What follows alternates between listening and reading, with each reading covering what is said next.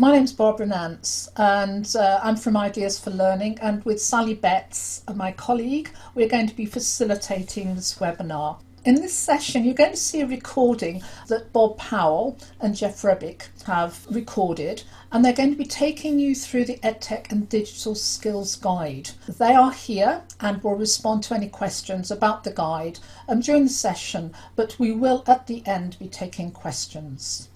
So I'm going to go on to the next slide, which is a little bit around some housekeeping. So those of you that are not sure about how to mute your audio, you need to go at the bottom of your screen on the far left hand side. You'll have a little microphone and you need to click on it and it will mute it. Along the side to that there's a picture of a video. And again, click on it to take your video off, please. As far as how we're going to communicate during this session, you'll see on the screen here our chat and our feedback. I'm just going to show you where that is. On the far left hand side, you've got a Manage Participants icon. And if you click on that, you will be able to manage you'll see a little sort of list comes up. And you'll be able to see all the participants in the room, and you'll be able to put a hand up if you want to say anything. There's also the chat icon, and again click on that and you'll have the chat pane come up. So hopefully during this session we'll take your feedback. If you've got questions during the session, please add them to the chat pane and we'll view them every so often. And at the end of the session, take feedback, and we'll use your microphones to do that. If you prefer not to add anything to the chat pane, then just use the yes in the feedback to indicate that you want to give some feedback. So I think that's all the housekeeping from me. So I'm going to go on to the next slide. So I'm now going to mute my microphone and start the video presentation. So just a reminder, don't forget to add any questions as we go through the presentation to the chat panel, and also the video will have closed captions in it, just so you're aware. Good afternoon and welcome to this ETF webinar. My name is Bob Powell and I'm joined today by co-presenter Geoff Rebbeck. We're going to look at the newly published guide to EdTech and Essential Digital Skills training modules and their relevance for remote working. Together, we were the lead authors for the modules and we also wrote the guide. These are the aim and objectives for the session, which I'll leave you to read for yourselves.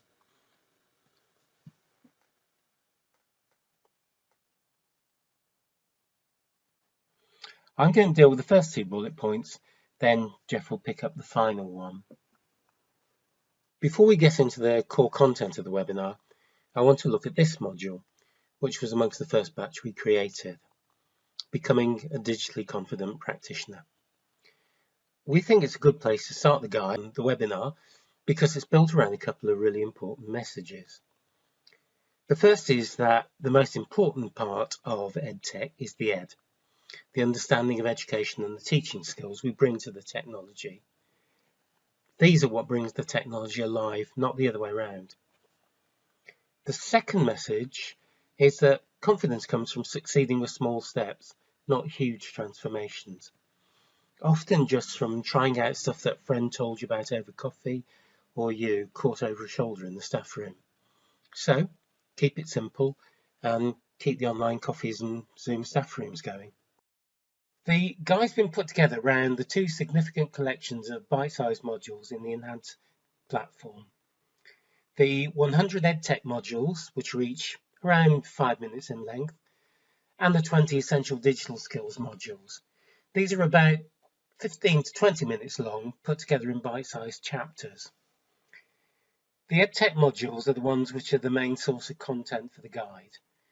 They're made up of an introduction outlining the content, an animation of around 3 minutes in length, a learning activity, a reflection, and a collection of links to further resources. The typical form of the animation is a statement of core ideas followed by a narrative, a short example of a teacher applying the ideas to their own practice, We've drawn on a range of organisation types and curriculum areas for these examples. There's a transcript of the animation to download or to read online, but it's worth noting that it's text only. The maps, tables and models used in the animation aren't shown in the transcript. The 5-minute module length will tell you that if you want to know everything there is to know about dealing with plagiarism or learner-led activity, you won't find it in a single module. What you will find is the most important points for a tightly focused aspect or topic and how they might work in practice. This then builds up across a group of modules into the full picture. The learning activities are designed to challenge your understanding, and if you want to go deeper, the further resources offer you links to some of the best places to find material and the odd technical gem. The Edtech and EDS modules have been designed so that you can dip in and out, start and finish anywhere and follow your nose. They're not meant to be linear, and there isn't a best straight line route through them. So, how do you find your way around the modules if you're interested in a particular area or topic or question? The 4 methods listed here offer different takes on the modules and suggest different routes through them. The DTPF, the Digital Teaching Professional Framework, is one starting point. It's the National EdTech Competency Framework devised by ETF. It has 7 core elements with progression over 3 levels. Exploring, what's this about? Adopting, how do I use it? And leading, how do I develop my practice around this?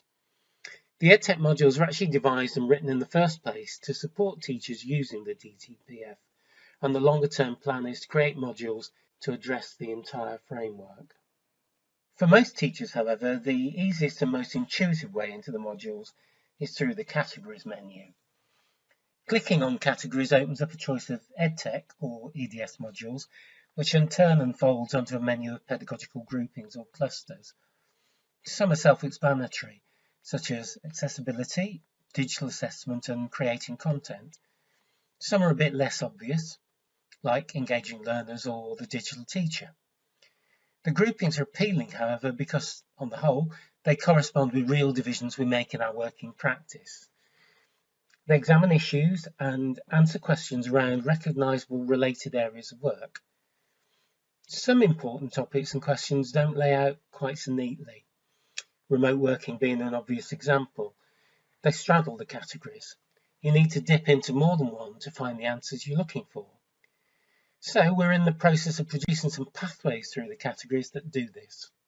Currently we have these 6 in preparation. They'll be available on the enhanced platform very soon. They point you to relevant modules from a number of different groups and suggest the best routes through them for the particular topic. The Knowledge Agenda pathway, for example, consists of 7 modules drawn from 2 groups. It looks at the practical application of modern cognitive theory, together with the findings of educational research, to teaching with technology. Very topical issues that have had an influence on the current Ofsted inspection framework, amongst other things. The Making Classroom Activity More Effective pathway, by contrast, consists of 10 modules drawn from 3 groups. The key point about the pathways is they pick out the best modules for a particular subject from what's now a very large body of modules. It'd be difficult to do this yourself unless you've gone through all of the modules, 13 plus hours of viewing and interacting, and kept fairly rigorous notes of their contents. This brings me to the guide, which you can regard as the ultimate pathway. It takes you to the modules which offer the most useful insights, information, tips, tricks, and approaches for remote working from home. The social isolation pathway for teaching and learning. The guide's built around this model of core activities. The outer ring describes a teaching journey of professional practice, from preparing and planning, through finding and creating content, using a VLE or other online platform to deliver it, and on round to assessment. We finish with reflection, the opportunity to see the new skills you've developed reflected back onto everyday teaching practice. If you look at the inner block now, you'll see some core generic skills, which are of particular importance at the moment: being online, communicating, and ethically correct isolation-busting collaboration. The structure of the guide follows this model. I'm going to take you on a very quick tour before handing over to Geoff, who'll drill down into one of the sections. Before that, however, there is an important framing point to make. The modules were not created or written for the extraordinary circumstances we find ourselves in. So what the guide tries to do is to pick out the ones which we think have something to offer in our current context. The guide starts, as the webinar did, with an invitation to this module, before moving on to the individual elements of the model. First, planning and preparation, which is split into two parts. Planning points you to 7 modules. 4 around the knowledge agenda I mentioned earlier, with information around how to plan and deliver best practice that works just as well for remote delivery as it does in the classroom. Then 2 modules on face-to-face teaching with technology. Again, equally effective online or in class. And finally, a look at the flipped classroom as a means of maximising the effectiveness of time online and offline. In the preparation group, we add a further 2 modules. One around preparing learners and the digital skills they need to benefit from learning online, and one on developing your own digital skills. Geoff will be looking at the next section, finding content in depth, so I'll skip through it. We look at where, and particularly how, to find good stuff online, how to make sure it is good stuff, and staying ethical, legal and academically appropriate about what you and your learners find and use. Creating content picks out 2 modules that show you how to turn materials and resources that you've already got into successful online content. The final module in this set could have been written for lockdown. It's about ways of working collaboratively when the teaching team is geographically separated and can't get together in the same physical space. This next group is important, not just because it addresses the issues of particular groups of learners, but because accessible, inclusive content that celebrates diversity is great content for all learners. Full stop. If you're particularly interested in this area of work, it's worth looking at the previous webinar in this series by Alistair McNaught and Sally Betts. It's called Making Effective Use of Online Learning and looks at accessibility and inclusion in depth. The guide completes content creation by looking at games, gamification, and playful approaches. A couple of modules offering a different perspective on ways to engage learners. Section 4 identifies a couple of modules providing very much an absolute beginner's guide to the VLE, but a useful reminder of generic issues. Next come 3 sections around assessment. The modules on feedback look at effective ways to turn work around more quickly, something we know is a major success factor for learners, and probably particularly important at the moment in keeping learners motivated and engaged. The section on using e-portfolios is a good example of why we produced the guide. It includes a module which is grouped in the PLD CPD category that ostensibly looks at the use of e-portfolios by teachers for their own personal learning and development. Easy to overlook if you're interested in assessment, but it actually contains a good description of e-portfolios that's relevant for any purpose. Finally, we go to some modules that support formative assessment. Again, devised for use in the classroom, but more great tools here for engaging and motivating learners online as they sit at home with all of the distractions and alternatives to lure them away. Before I hand over to Geoff, we come to collaboration. We've picked out the modules that look at collaborating with learners and those that look at ways to collaborate with your colleagues. It's important to remember you're still part of a team, even at home in lockdown. And so am I. So I'll hand you over to Geoff Rebbeck for the next part of the webinar. Thank you very much indeed, Bob, and good afternoon, everybody. What I want to do in these next slides is to look at the grouping of modules in one particular category, and I've chosen finding content as my example of how we have grouped modules together around a relevant theme or approach to teaching as it relates to remote learning. I then want to look at one module in detail as a means of explaining the structure we've used, and then compare it to a second module so that you can see our overall approach. Hopefully you'll see how the modules work together, how they work in a category, and how they contribute to the guide overall. Now, on a note about these next few slides, I'll use screen grabs from the guide to illustrate aspects of the pages I refer to. You can follow these slides, or if you have the guide open, listen to the explanation and scroll through the guide yourself, whatever works best for you. Okay, so let's have a look at this category, finding content, and how we choose, use, and alter the way we use content to support learning will have a huge effect on the success of our teaching. And how we do this in support of wholly remote learning needs fresh consideration.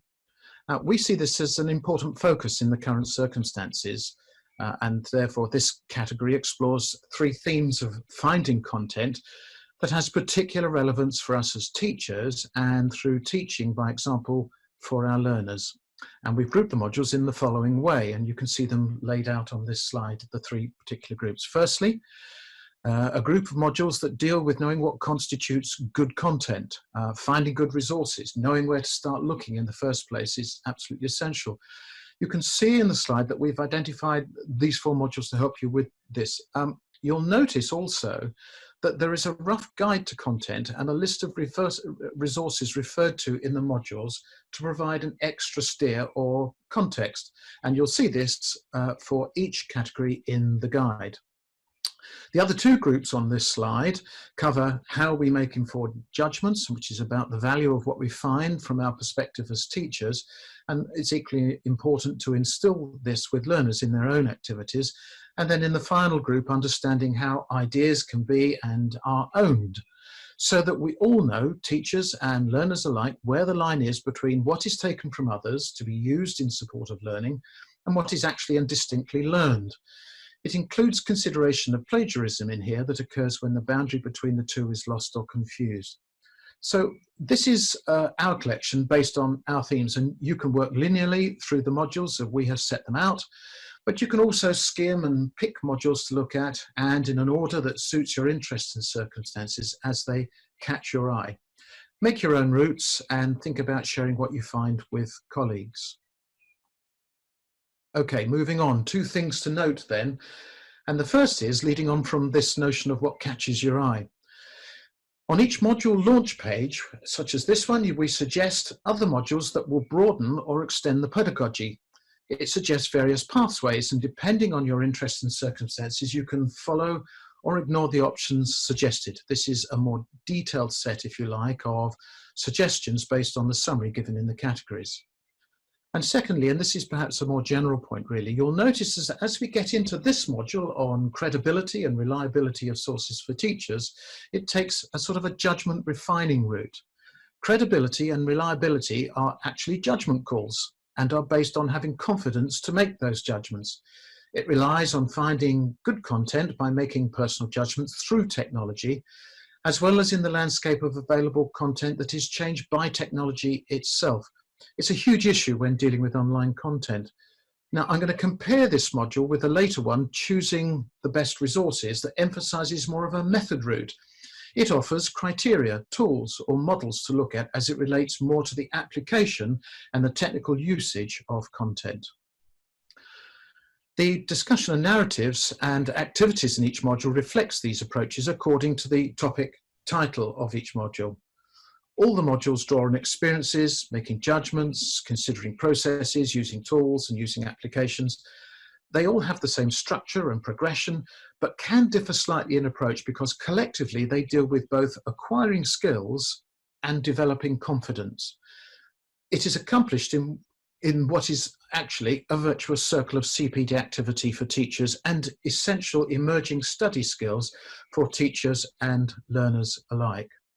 So moving on then, and let's have a look at credibility and reliability of sources for teachers. And in the next slide here, you'll see, here's the narration. All modules explore the module title and content through a standard structure that starts with an animated narration, discussing the themes, the pedagogy, and the application of the topic through technology. It continues the narration into presenting these themes in a teaching scenario. These develop an explanation, provide orientation to the issues in the title and a practice context. The narration then offers a specific consideration of ideas from the perspective of a teacher. In this case, Carla, a psychology teacher who is thinking through how she can make good choices for content in terms of credibility and reliability in her own professional development. But she also has the added task of helping her learners become more skeptical and more thoughtful in the choices they make and rely on in their own learning activities when finding content. Now, these are important study skills and life skills for her learners. Next comes the module activity, which focuses on the application of these ideas by asking the user to complete the same path, in effect, as Carla, in applying the ideas to their own teaching activity. It asks users to judge the validity of expertise, using, in this case, the example of making a cup of tea on the summit of Everest. Now, it is obviously a slightly strange notion, but it's designed and is a very good example of asking teachers to consider the validity of content where the reliability of an idea cannot be easily tested. This is a really important insight for learners to master in using online content in remote learning. Next comes an invitation to think and reflect on the impact of the module in your own practice, providing space for making some personal reflective notes on a first response or reaction to the module content and issues. Your notes are kept here in your account for reuse later if required. Now remember that these modules are not designed to instruct teachers as if they were passive learners, but to provoke active learning amongst teachers. So this step is really important.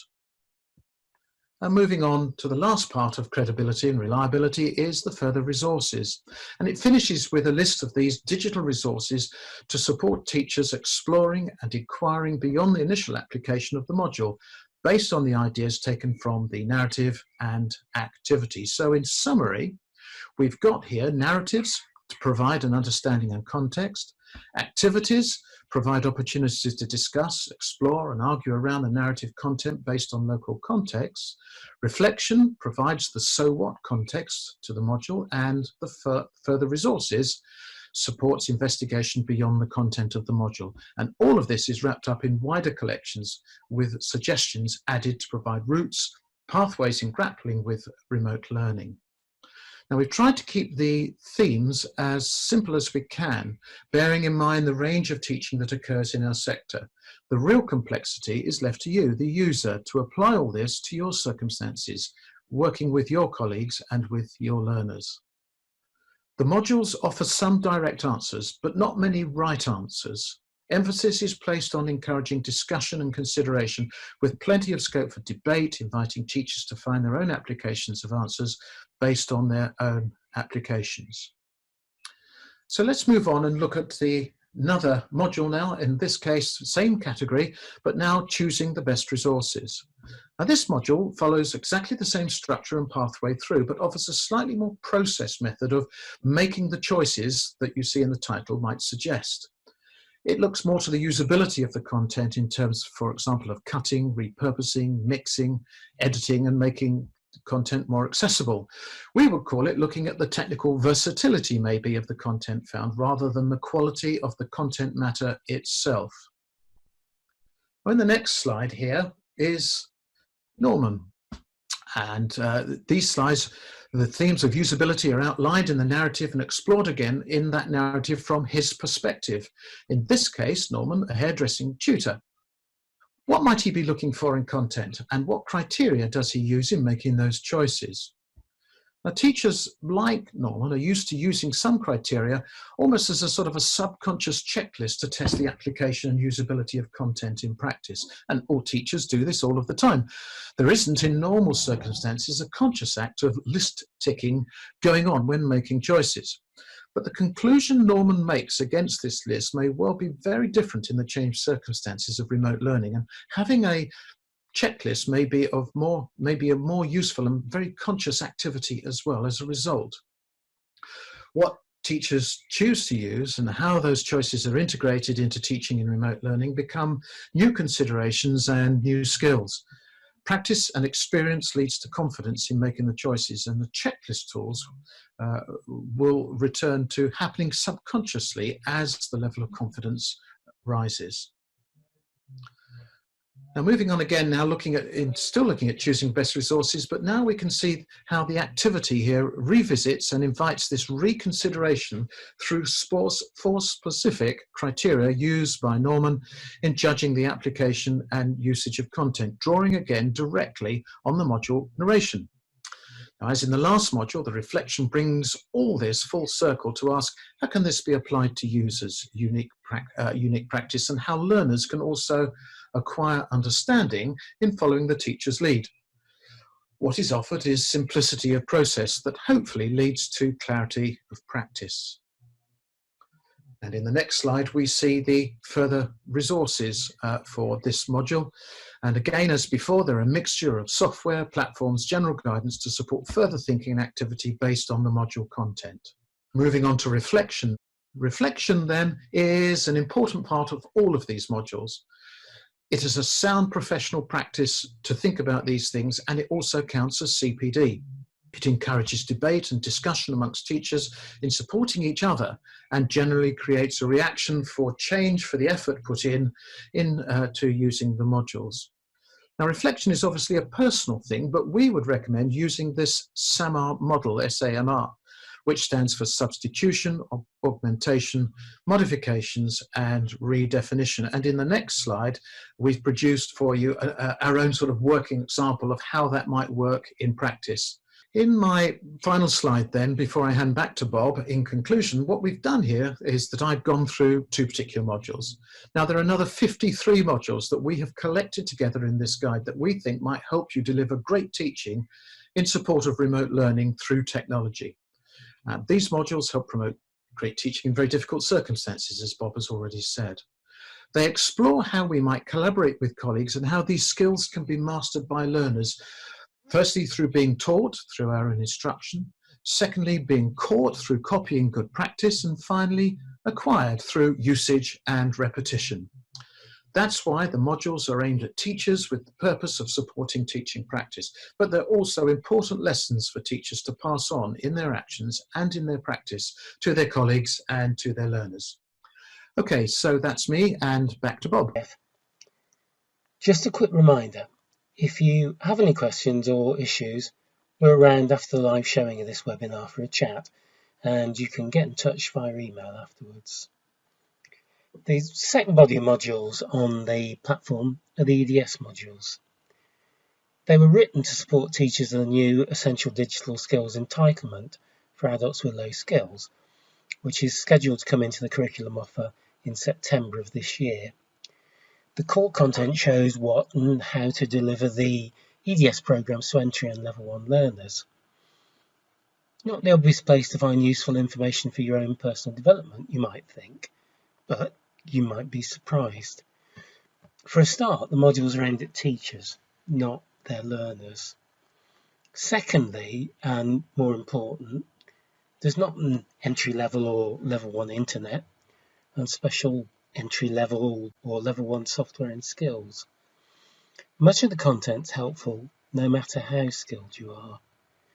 Geoff and I certainly learned a lot as we were putting the modules together.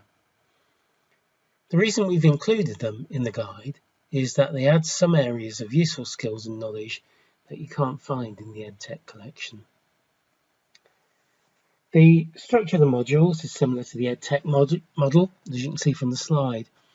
Unlike Edtech, however, you have to register and complete a self-assessment before you can access the modules. The ones that we want to flag up include these two on communication and sharing.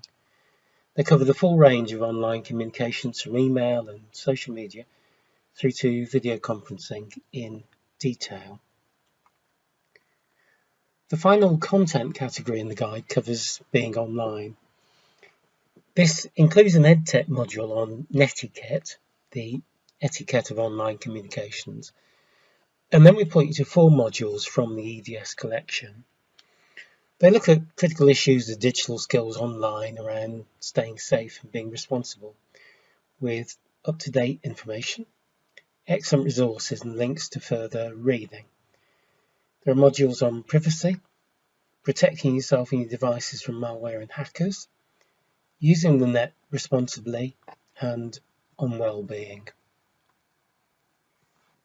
The guide ends with reflection, which Geoff's already spoken about, so I won't labour the point, other than to say that nothing any of us do at the moment is solely for the moment. It'll all pay back when we return to old haunts and familiar spaces. I'm going to end with another look at the aim and objectives, which I hope we've met.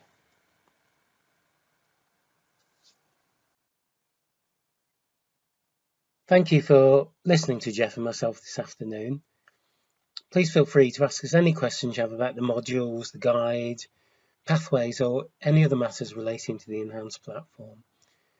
If we can't answer them, we can probably find someone who can. And finally, to reverse the usual warning, please do try this at home. Thank you, Bob and Geoff. And now it's back to me. There's so many modules to go through, and there's a lot to look at. But Bob and Geoff are with me, as mentioned earlier, and are there to respond to questions. And I'm sure there's a number of questions that you've got. So I've just been having a quick look through the chat, and the easiest way, I know one of the things someone asked you was online was about, are they freely available? Are they available now, Bob? I mean, I know the links are there, but are all of them available? Yes, when we were putting the guide together, we restricted ourselves to those modules which are already published. They're up on the Enhanced Digital platform and easy to get to. As I say, the only issue is that if you do want to access the EDS modules, you will need to register, which is very simple, and I suspect many people already have.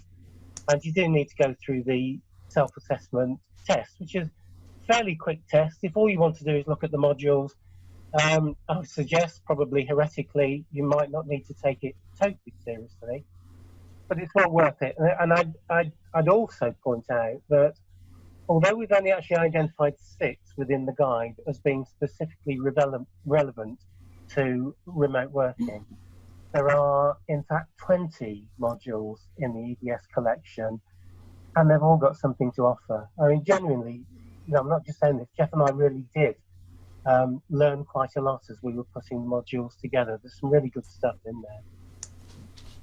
Thank you, Bob. That was helpful. Simon's asked about the CPD recordings. Simon, would you like to put your audio on? Because I just want to check, are you talking about the recordings of what we've just shown, or are you talking about other recordings? So do you want to clarify which you mean? That's Simon Sprang. The microphone is on the bottom left-hand side.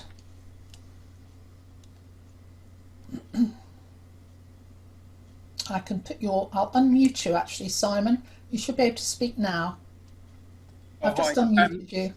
Can you hear me now? Yes. Okay. Yeah, it was just really, if I took part in any of these courses, would they be recorded in a log anywhere, so that I can download that log and then I can inform my sort of training department that I've taken part in this CPD? Great question, Simon. Right. Bob or Geoff, do you want to answer that? One to Geoff, I think, here. Or perhaps to Vicky. Vicky Liogier is online. She may be able to answer that question, but Geoff in the first instance, I suspect.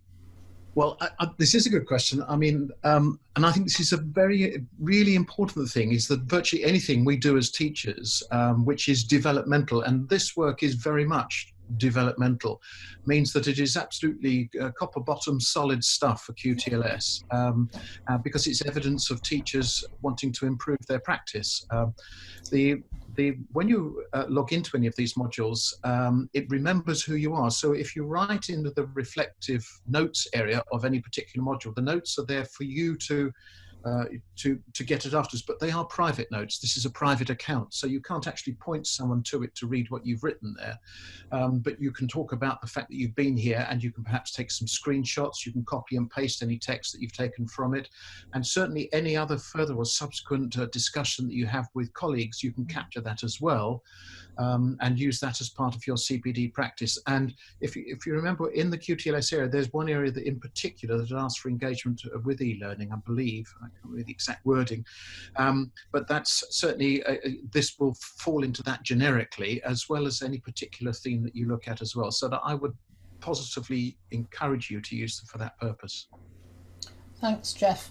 In fact, Sabrea, and I hope I've pronounced your name correctly, asked a similar question, which was around considering these courses as CPD and add them into her CPD record as QTLS.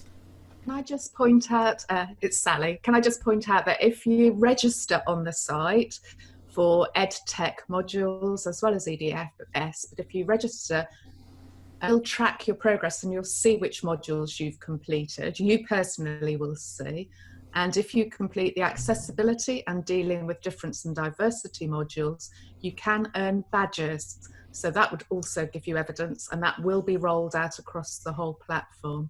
So I just thought I'd let you know that. I have posted it in the chat pane too. Great, thank you, Sally. I'm just having a look to see if there's any other questions. Jane Tomlinson, do you want to ask a question? Jane, you're unmuted. Do you want to ask your question? Yeah, well, it's more the fact that at our college we've purchased the ETF platform, and just wondered if there was going to be any webinars about the platform, because there are a few questions and some feedback we would like to give on our experience of using it, which hopefully would help to any future developments. But I don't think this is the right place for me to be giving that feedback, and I just wondered if you were going to be holding any platform webinars, or if we could have perhaps arrange a video conference call with developers for the platform and have a chat. Geoff or Bob, I think that's a question you need to respond to, either that or perhaps Vicky. Bob, you need to unmute yourself. Yeah, I think that's definitely one for Vicky, Barbara. That's very much outside our bailiwick. Yeah, that's what I thought. Perhaps we'll pass that on. That might be the easiest thing with that one. Okay. Okay. Thank you. Okay. Hi. He's there. Thank you, Barbara, and thank you, Bob. Sorry, I couldn't unmute myself, which is why I couldn't respond earlier on either. So thank you, Jane, for mentioning the management dashboard, which is available on subscription, as you mentioned. And yes, we are planning some webinars in order to support the rollout of the management dashboard across your organization, and in order for you as an organization to really speed up and accelerate your e-learning strategy. Both are on schedule, and we hope to start delivering them from mid-May. Ah, brilliant. Thank you, because obviously I've rolled it out to the college and that, and yeah, we'd like to give some feedback on its use and that, and some of the small little issues that we're having with it at the moment. But Jane, regarding those, you know, we can support you as you go along, so you don't need to wait for the webinars to have this conversation with us. And I'll send you an email later on about it, okay? Oh, brilliant. Thanks, Vicky. That's great. You're welcome. Thanks, Vicky. There is a query regarding whether the PowerPoint's been sent out. There will be the link to the recording will be sent out, not the PowerPoints. and there's about certificate of attendance, and again that's something I'm not aware of. And again, Vicky, that might be something that you know with regarding these webinars, whether they have one or not.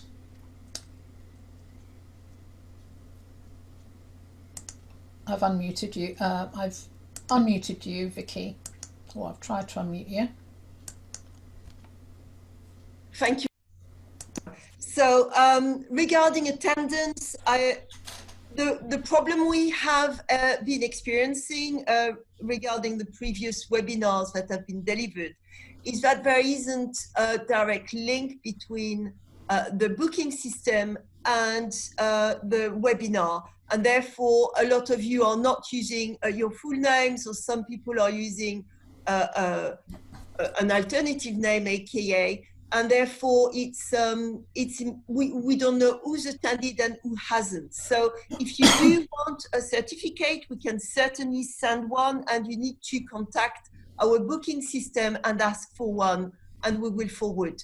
Alternatively, if you want to add your email addresses or send them to me, then I'll be happy to do that on your behalf. Great, thank you, Vicky. I'll know that for another time. I can't see any other questions at the moment, but I have one. If this is to Geoff and to Bob, so if you were dipping in for the first time, where would you start? And do you have a favourite module? That's two questions, really. If you were dipping in, as I say, becoming a confident digital practitioner, that we think that is a good one. It's a good illustration of the modules, if you haven't encountered them before, about the way they work and the way they lay out the amount of time you need to spend.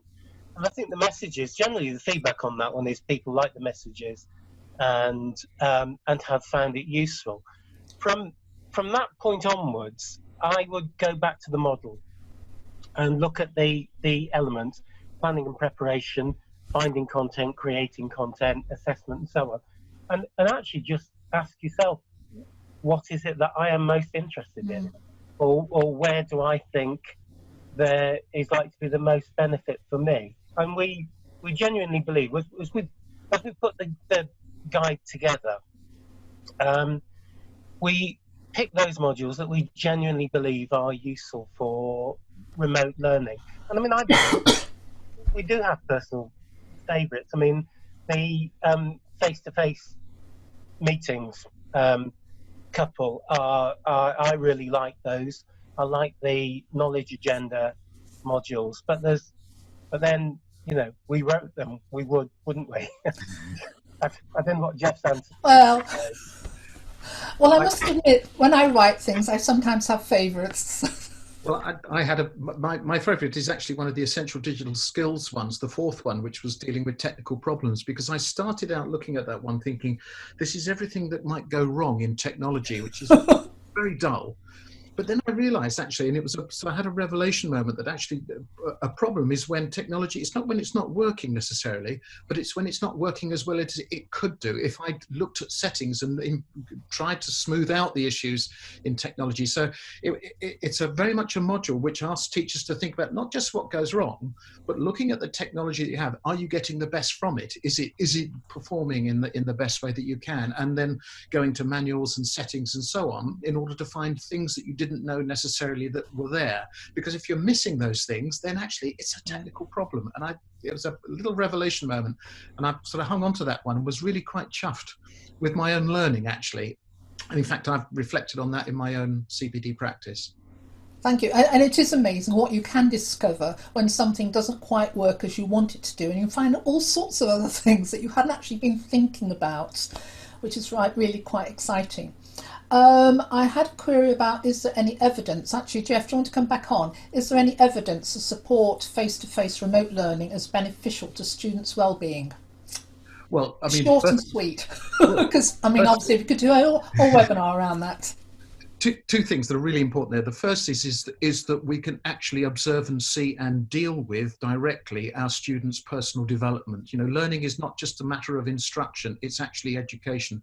Are our students still broadening and developing? Are they still becoming more confident in the way they work? And secondly, there's the welfare issue as well. There is an opportunity there to make sure that the students are they're still able to cope with the pace and progression and direction of learning as it goes on, and in fact any other sort of issues that might crop up in a tutorial. And having those one-to-one tutorials with students, I think, are very important online, no less those than the tutorials we would have in class. Great, thank you, Geoff. Hopefully that answers a question very succinct, I would say. As I said, we could do a webinar around it very easily. Thank you. Follow your instructions. Yeah. Do what you're told. That's right. And there's been lots of questions about where certificates should be going. So I just want to check if there's any additional questions. If you'd like to either put your hand up, although actually just make a note in the chat pane might be easier, just because it's a very, very long list of people that I've got that I need to scroll through, and I might miss your hand going up. But if there isn't, I just will move on to the next slide, which is just a link. And these links you've already seen have been added to the chat pane as we've gone along. There's the one which is the link to the making use of effective online, also making effective use of online learning. I'm looking at my other computer here, which was the webinar that Sally Betts, that's Sally who's in here today, and Alistair McNaught delivered for accessibility. And then the other Edtech websites with links that we've also highlighted as we've gone through the webinar. And I think that's it. So no one else has come up with a question. So many thanks indeed for attending the webinar. If you do have any questions at all, do get in touch with Bob or Geoff's email address, you can see there. And as I said, this recording is going to be made available on the ETF YouTube site if you want to revisit it. Just give me time to get the closed captions up, and also you'll be sent a link. So again, many thanks indeed. And if no one has got any more questions, I keep on asking that, I'm going to close the webinar. So thank you very much for attending.